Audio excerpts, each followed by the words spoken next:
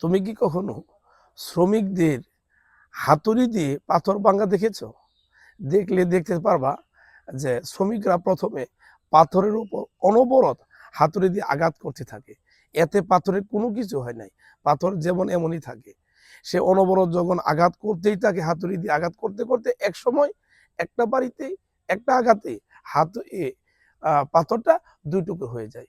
এখন প্রশ্ন হলো, পাথরটা কি লাস্টের একটা আঘাতেই দুই টুকরো হয়ে গেল?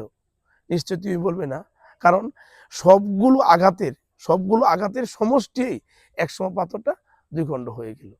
তদ্রূপ আমরা যখন কোনো কর্ম কোনো কাজ শুরু করি, কাজের শুরুতেই যে আমরা ভালো রেজাল্ট ভালো ফলাফল আশা করব, সেটা ঠিক নাই।